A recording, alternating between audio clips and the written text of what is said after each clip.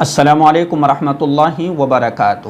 رمضان اتنا جلدی آیا اور اتنا جلدی گزر گیا کہ پتہ بھی نہیں چلا۔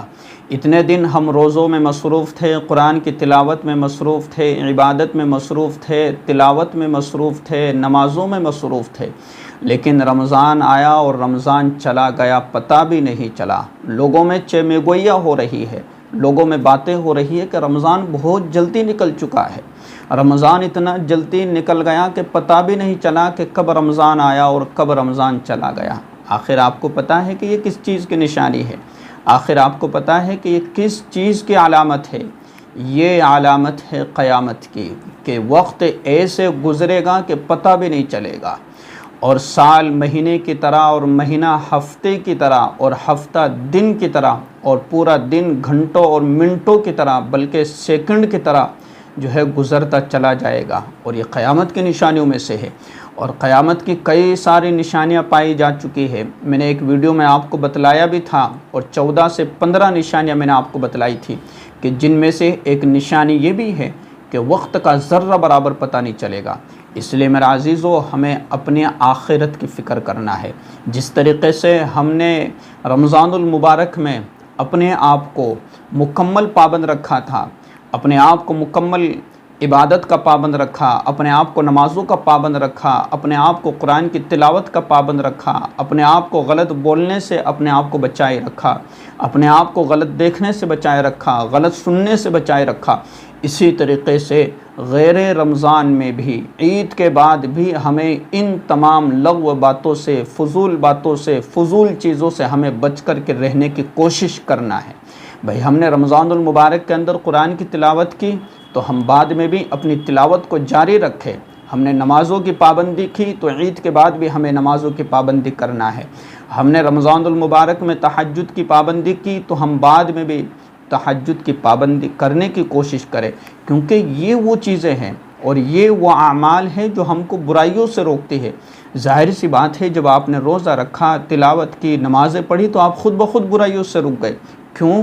کہ آپ خود یہ سوچتے ہیں اور سمجھتے ہیں کہ میں ایک طرف نماز بھی پڑھ رہا ہوں، دوسری طرف گناہ بھی کر رہا ہوں، تو کہیں ایسا نہ ہو کہ میری ان نمازوں کا ثواب ختم ہو جاوے۔ تو جب آپ عبادتوں سے جڑے رہیں گے، اعمال سے جڑے ہوئے رہیں گے، جب تک آپ متقی اور پرہیزگار رہیں گے، جب تک آپ اللہ اور اس کے رسول کے مکمل حکموں کی پابندی کرتے رہیں گے، یقیناً آپ گناہوں سے بچتے رہیں گے۔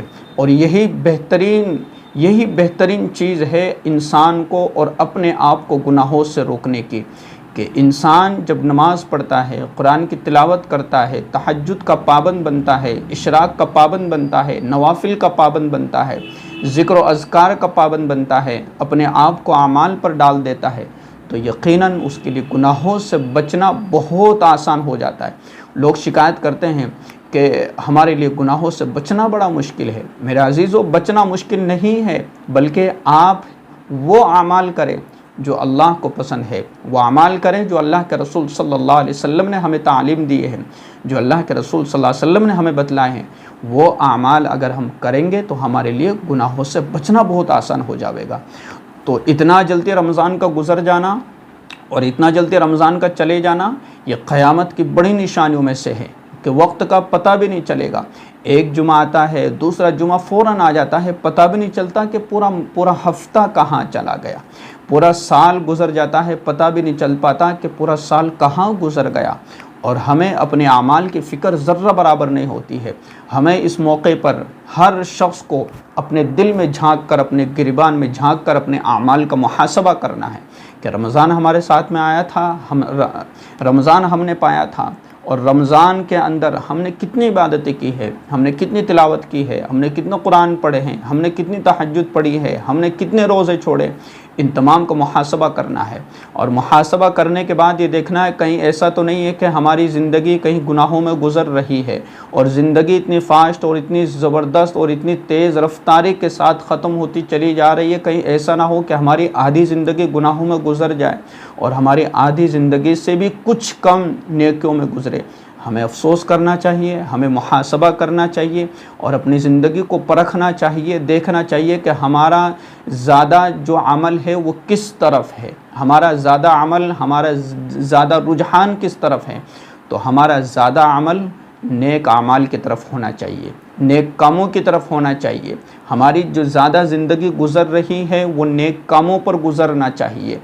تو یہ رمضان المبارک کا اتنا جلدی چلے جانا ہمیں بہت بڑا سبق اور بہت بڑا پیغام دیتا ہے، بہت بڑا میسیج دیتا ہے کہ یہ رمضان تمہارے پاس آیا تھا اور تم نے رمضان کو پایا، تو کیا تم نے اس میں پایا ہے اور کیا تم نے اس میں کیا ہے، اور رمضان جا رہا ہے تو پھر تمہیں بعد میں کیا کرنا ہے۔